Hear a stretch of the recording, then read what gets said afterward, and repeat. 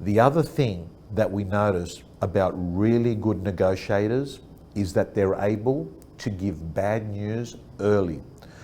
Chris Voss said at his presentation, what you've got to do is the minute you've got some bad news, don't get on the phone and say, hi, how you going? And sort of, wiggle out of trying to tell them what you really called them for.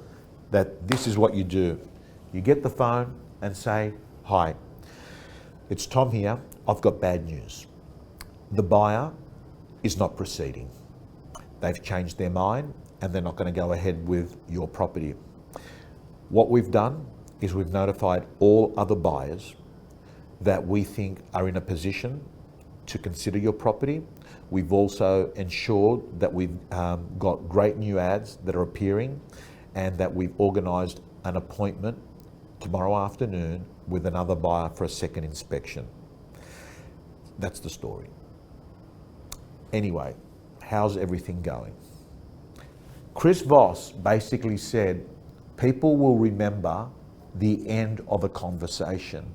So what a lot of real estate agents do is they've got this total addiction to be liked by a client, and they never have transparency and go and tell people what they need to hear very early. So I'm hoping that what you get out of this lesson is that if you're a person that has a self-esteem issue that needs validation to be liked by everyone, that you begin to understand that clients want a negotiator, clients want a deal maker, clients want a problem solver. They don't want someone just to agree with them and just to be liked all the time. And this is important because as you're watching this video, in many parts of Australia, the marketplace has changed. And you've got to get away from being an order taker to being a deal maker, because the marketplace will no longer put the deal together. What will put the deal together is incredible vendor management, incredible buyer management, incredible trust. And how do you get trust? By frequency. And what did Chris Voss say? Call people even when there's nothing to say to them, because it's the act of staying in touch and letting them know that you're working away that really matters. So what I want you to do right now in this video, I want you to call 10 people today that you know need to hear from you and you've been putting it off. And I want you to think about the Mel Robbins 5-second rule. And that is, don't pause and think, oh, what will they say? No, don't you be the judge. Let them be the judge.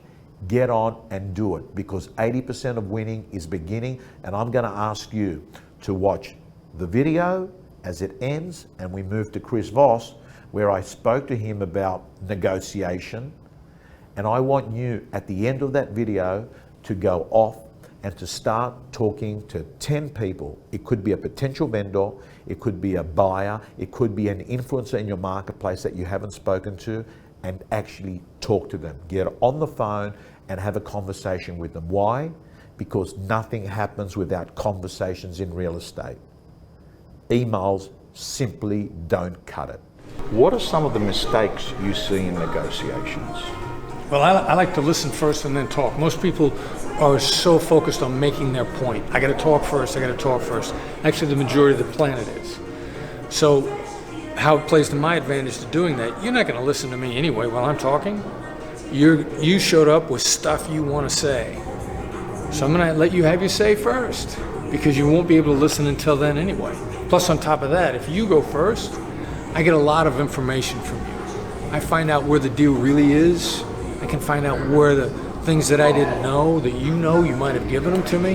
It's a complete download of information for me if I'm willing to hear it.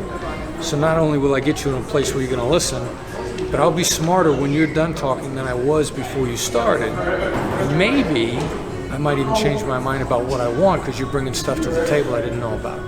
Okay, that's gold. Gold, gold, gold. Because in the real estate world, Chris, we have a tendency to think that the person that speaks the most or speaks the smartest or is the sharpest talker is the person that wins the business. But what you're actually saying is it's probably the best listener. Right. One of our sayings is, he or she who speaks most loses. Wow. I don't want to speak now. Chris, you talked about predictability. Right. And you talked about the word trust being replaced by predictability. Right. Just elaborate on that a bit more. That concludes the free video. As you can see, there are a number of ways that you can be successful in real estate, and the Real Estate Gym is basically making sure that we find everything that every top agent in the country is doing to be successful. Real Estate Gym members get all their tools, templates, all their scripts, all their information so they can design their own personal system to success. The Real Estate Gym doors are closed. You can get on the waiting list for the next opening. Just go to realestategym.com.au.